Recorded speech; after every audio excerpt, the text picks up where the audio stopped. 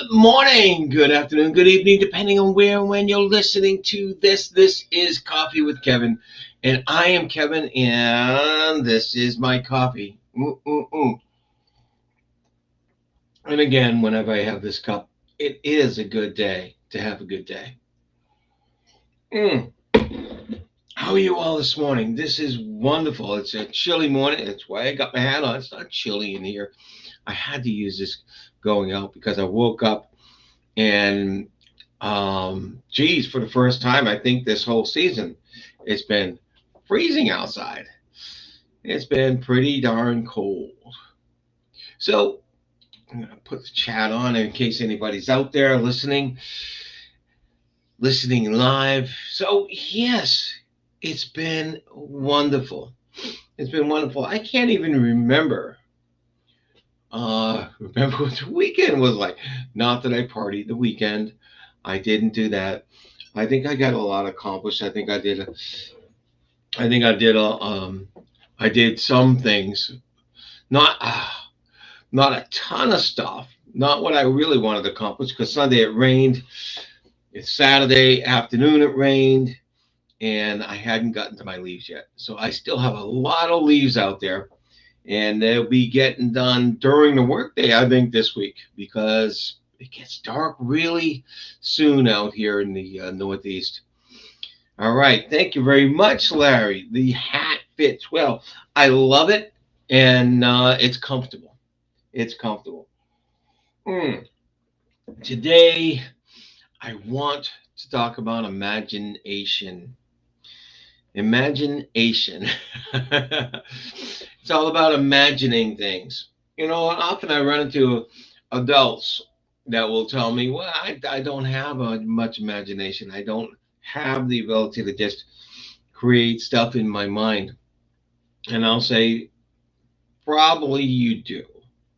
Probably do. I ask them, do you ever get stressed or get anxiety? And they'll say, yes. I say, well, you have imagination. You have imagination. Because that's how we get stressed. That's how we get anxiety. We start to imagine things going wrong. Very often, we start to imagine worst case. So we can imagine that. We can imagine that things aren't going to work out the way we want them to. We can imagine that something's going to go wrong. So we do have imagination, but why not use it the other way? Why not use it to imagine things are going to go right? Why not use it to imagine that your life is going to get better? Why not use it to imagine that what you're trying to do is going to work? That's how I prefer to use my imagination as opposed to imagining that things aren't going to happen. And it's really easy. It's really easy because if we can imagine that things aren't going to work out the way we want them to, or things aren't going to work out in the best, we just look for what the opposite of that is. What's the opposite of what we tend to imagine? Those worst case scenarios. What's the opposite of that? And then start imagining. Using your imagination is just like daydreaming. It's just like daydreaming. You start to get a little specific and say, well, if this happens, I'll be doing this. If that happens, I'll be doing that. All the good things. That's where I go. If this happens, I'll be doing this. And why do I want to do that? Well, first of all, like I said, it's the opposite of the worst case. It's the opposite of imagining that something wrong is going to happen. So you decrease, if not eliminate, your anxiety. Anxiety is just is going to happen that you imagine is going to happen. So that's one thing. But another thing is the way our brain works, the way our mind works is it takes what we're thinking about most of the time. It takes what we think about most of the time and works on it. And works on it.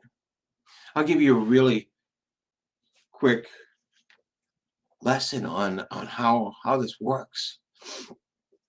Our brain is so complex and there's so much information out there in any moment. Matter of fact, there's probably a whole lot of information out there in any moment, more today than it was 50 years ago, more today when I was a kid, because you have this computer I'm looking at, you have, your phone, you have all these games, and not just you, but everybody else.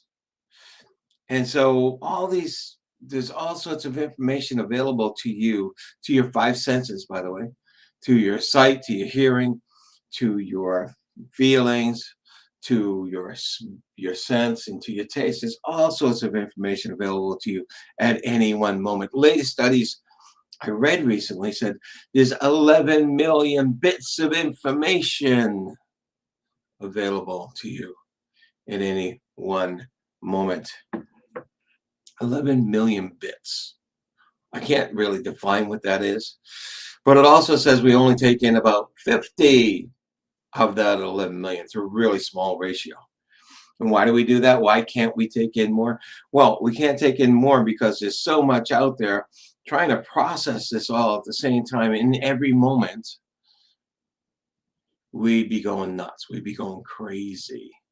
Our brains would start frying. Hey, good morning, Joan. Good to see you again. That's awesome. So we only take a small amount of information in every moment. And that small amount of information is what we will work on. And sometimes the information isn't even accurate. Sometimes we distort the information because it goes against our belief system. And sometimes we delete some information. We delete them because there's too much, but sometimes we delete information because it goes against our belief system again. Or for other reasons. I love it when my mind deletes my keys in front of me when I go looking for them. Have you ever had that done? Keys or the salt and pepper or whatever it is, you go looking for them and you finally found them in the place you first looked. Our minds do have the ability to delete and then sometimes generalize stuff, so we don't see the specifics, we don't see the detail. However, what we think about most gets programmed into a part of our brain that says, okay, this is what we want to look for. Out of those 11 million bits of information, we want to look for this kind of stuff. So if we're imagining best case, great scenarios, our mind is going to be looking for everything that can bring those good feelings to us. And that's why I say, okay, use your imagination. I'm not saying that you imagine living on an island and it's going to happen. What I'm saying is that if you're imagining good things happening to you more than bad things happening to you, that's how your life is going to be. There's going to be more good things happening to you. And just let your imagination flow. Just let yourself daydream like you were when you were a kid. That's what makes it feel so good. So everybody talks about spending time clearing your mind, meditating every day. I'm going to suggest you spend some of that time just thinking about the good things and letting all the negative stuff just drift away, just go away. And you'll find you'll be in a better mood throughout the day. You'll find that you're going to find good things happening to you throughout the day.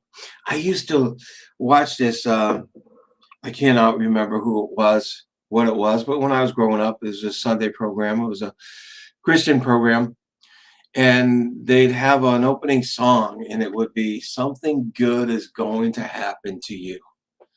I love that concept. Something good is going to happen to you today. And today is a good day. for a good day. And I want you to have a good day. I want you to have a great day. I want you to have a fantastic day. And if it's not happening for you, make it happen. Think about all the good things that can happen for you. Put yourself in that mode and have a great day. Take care, all.